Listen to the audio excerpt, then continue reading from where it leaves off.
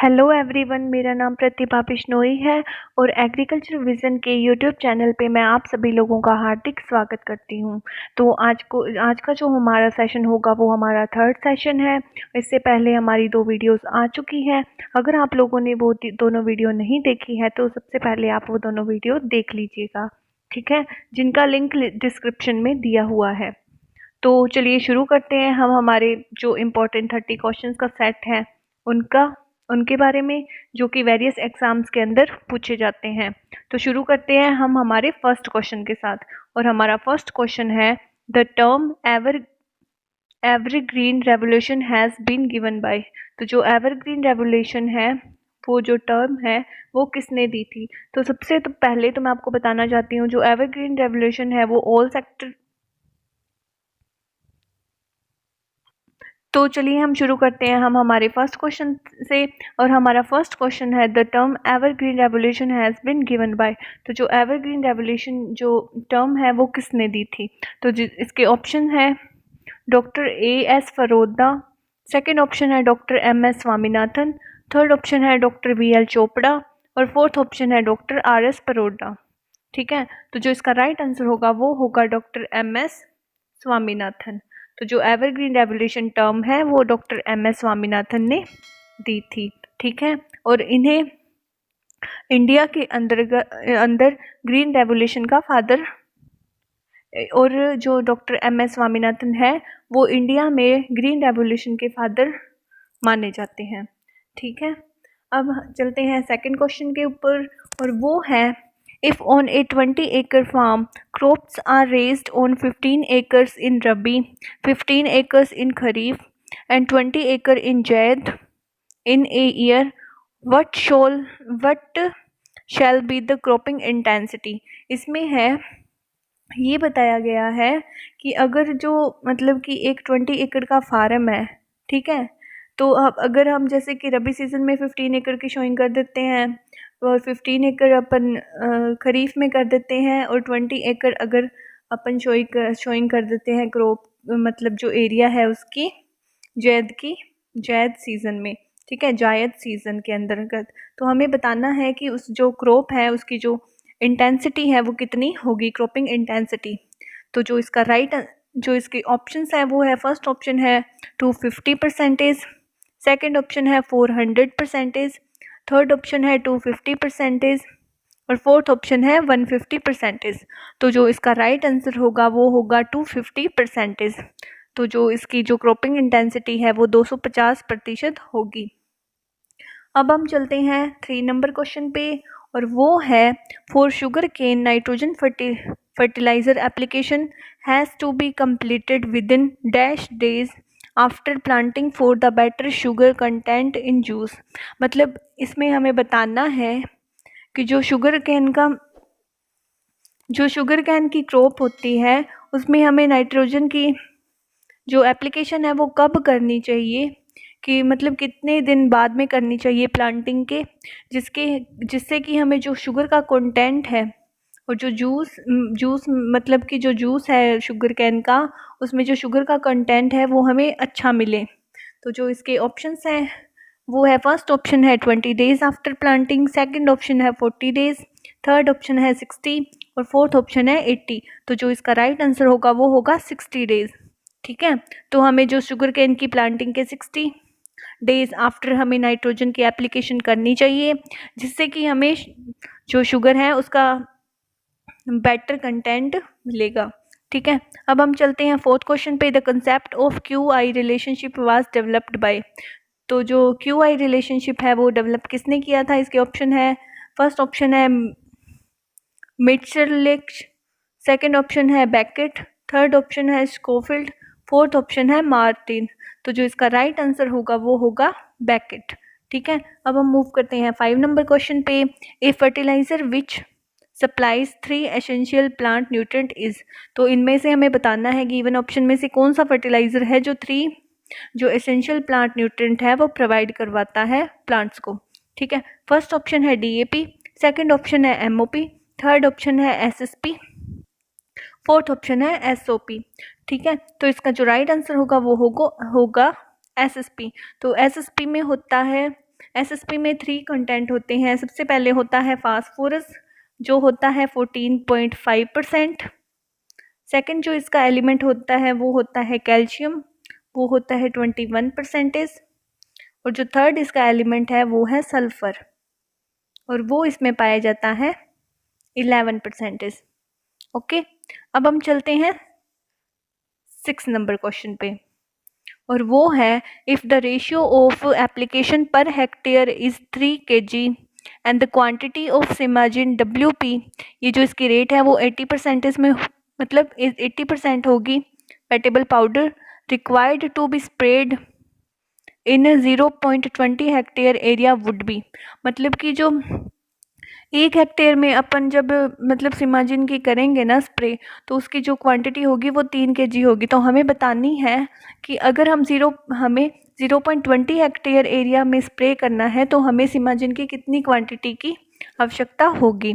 ठीक है, इसके ऑप्शन है, फर्स्ट ऑप्शन है 0.50 kg, सेकेंड ऑप्शन है 0.75 kg, थर्ड ऑप्शन है 1.25 kg और फोर्थ ऑप्शन है 1.87 kg। तो जो इसका राइट आंसर होगा वो होगा 0.75 kg। ठीक है, अब हम मूव करते हैं 7 नंबर क्वेश्चन पे, which form of nitrogen is available in urea. तो हमें बताना है कि यूरिया में जो नाइट्रोजन की कौन सी फॉर्म अवेलेबल होती है।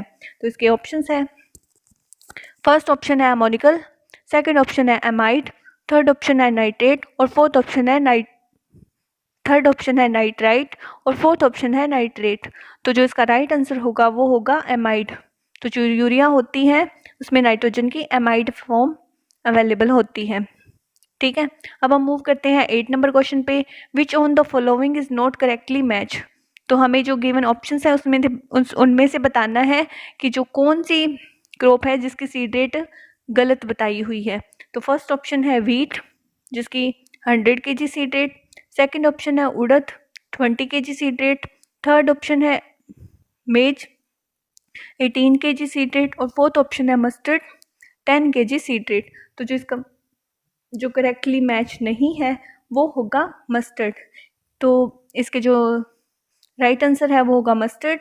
मस्टर्ड की जो सीड रेट है वो 10 kg नहीं होती, मस्टर्ड की सीड रेट होती है 4 से 6 kg प्रति हेक्टेयर, और बाकी जितनी भी क्रॉप्स हैं उनकी जो सीड रेट है वो एकदम सही दी हुई है।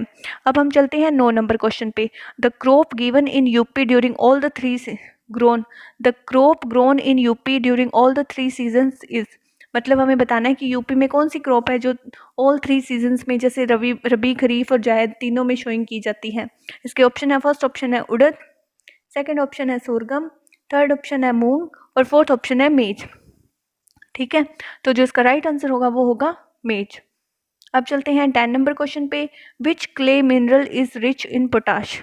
तो हमें बताना है कि कौन सा क्ले मिनरल है जो कि जिसमें पोटाश सबसे ज़्यादा पाया जाता है। इसके ऑप्शन है, फर्स्ट ऑप्शन है मोंटमरीलोनाइट, सेकंड ऑप्शन है कैलियोनाइट, थर्ड ऑप्शन है इलाइट और फोर्थ ऑप्शन है क्लोराइट। तो जो इसका राइट आंसर होगा वो होगा इलाइट, इसमें सबसे ज़्यादा पोटाश क्ले मिनरल पाया जाता है। अब हम चलते हैं 11 नंबर क्वेश्चन पे, और वो है विच of the following plant does not show photo respiration. तो कौन सा प्लांट है जो फोटो रेस्पिरेशन की प्रोसेस को नहीं शो करता।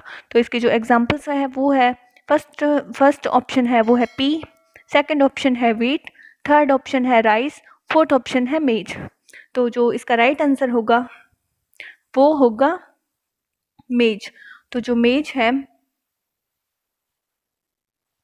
वो मतलब कि फोटो रेस्पिरेशन की प्रोसेस नहीं शो करता। फोटो रेस्पिरेशन होता क्या है, जैसे प्लांट्स होते हैं ना, वो O2 मतलब कि CO2 को ऑब्जर्व करते हैं और O2 को मतलब बाहर स्प्रेड करते हैं इन्वायरमेंट के अंदर, तो उसे हम फोटो रेस्पिरेशन या फिर श्वसन की प्रोसेस बोलते हैं उसे।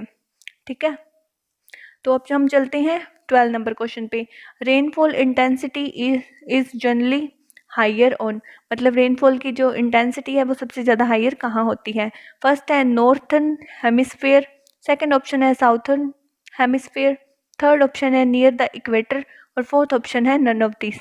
तो जो इसका राइट आंसर होगा वो होगा नियर द इक्वेटर। तो जो रेनफॉल की इंटेंसिटी है वो इक्वेटर के जो नज़दीक होती है सबसे ज़्यादा होती है। ठीक है, The formula LER-1/LER into value of combined intercrop represent.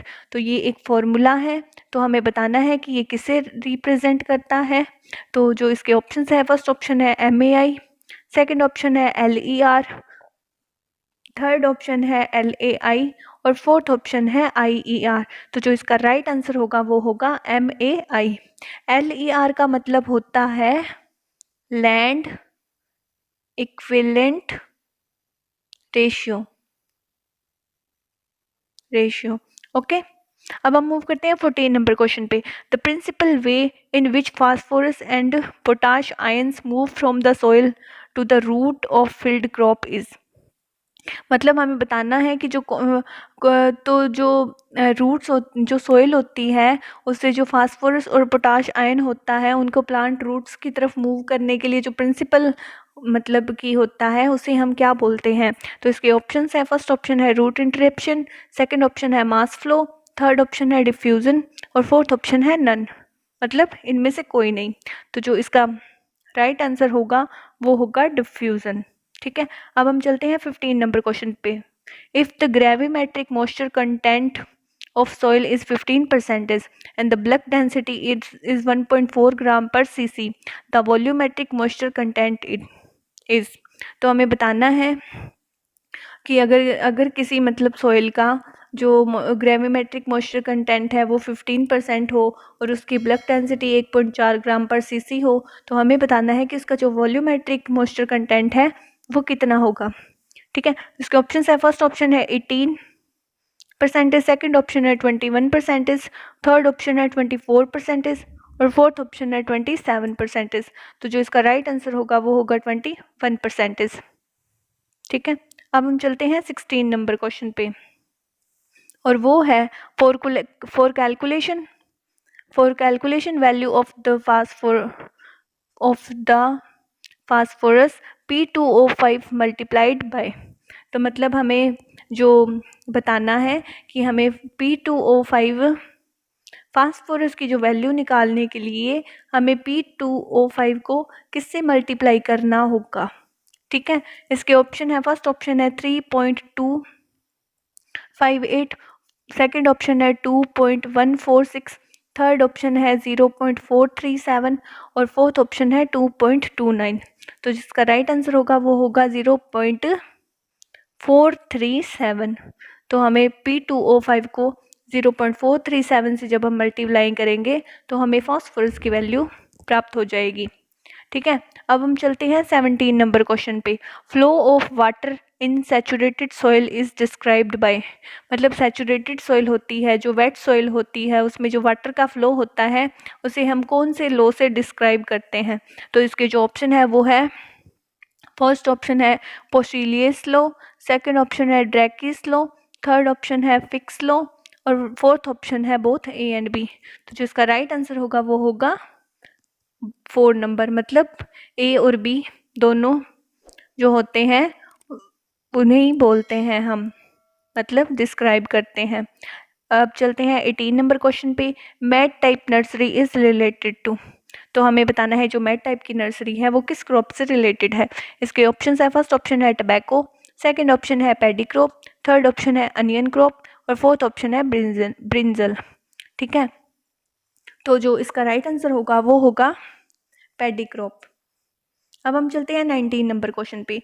Which one of the following is non selective herbicide.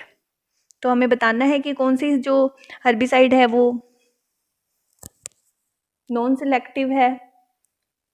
अब हम मूव करते हैं 19 नंबर क्वेश्चन पे और वो है विच one of the following is non selective herbicide. तो हमें बताना है कि कौन सा हर्बिसाइड है जो कि नॉन सिलेक्टिव है। तो इसके जो ऑप्शन है वो है, फर्स्ट ऑप्शन है एलाक्लोर, सेकंड ऑप्शन है ब्यूटाक्लोर, थर्ड ऑप्शन है पैराक्वाट और फोर्थ ऑप्शन है एट्राजिन।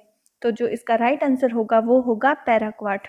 जो पैराक्वाट है वो एक नॉन सिलेक्टिव हर्बिसाइड है जो कि मतलब अगर जिसका हम किसी भी प्लांट पे डाल देते हैं तो उसको नष्ट कर देता है। मतलब ये किसी स्पेसिफिक प्लांट के लिए नहीं बना हुआ। ठीक है, अब हम चलते हैं 20 नंबर क्वेश्चन पे और वो है most common herbicide used in मेज इज। तो जो मेज है उसमें सबसे ज़्यादा कॉमन हर्बिसाइड कौन सा यूज़ करते हैं, तो इसके एग्जाम्पल, इसके जो ऑप्शन है वो है, फर्स्ट ऑप्शन है एट्राजिन, सेकेंड ऑप्शन है एलाक्लोर, थर्ड ऑप्शन है सिमाजिन और फोर्थ ऑप्शन है मेट्रिबुजिन। तो जो इसका राइट आंसर होगा वो होगा सिमेजिन। तो जो मेज क्रॉप होती है उसमें सिमेजिन हर्बिसाइड का हम यूज़ करते हैं। अब चलते हैं हम 21 नंबर क्वेश्चन पे, और वो है the fat content in bajra is around. तो बाजरा जो होता है, जो परमिलेट होता है, उसमें हमें बताना है कि उसमें फैट कंटेंट कितना होता है। इसके ऑप्शन है, फर्स्ट ऑप्शन है 2%, सेकेंड ऑप्शन है 3%, फोर्थ ऑप्शन है 4%, थर्ड ऑप्शन है 4% और फोर्थ ऑप्शन है 5%। तो जो इसका राइट आंसर होगा वो होगा 5%। तो जो बाजरा होता है, जो परमिलेट होता है, उसमें जो फैट कंटेंट होता है वो 5% होता है। अब चलते हैं 22 नंबर क्वेश्चन पे, और वो है ब्लैक ग्राम इज ऑर्गेनेटेड इन। मतलब जो ब्लैक ग्राम है उसकी उत्पत्ति कहाँ पे हुई है।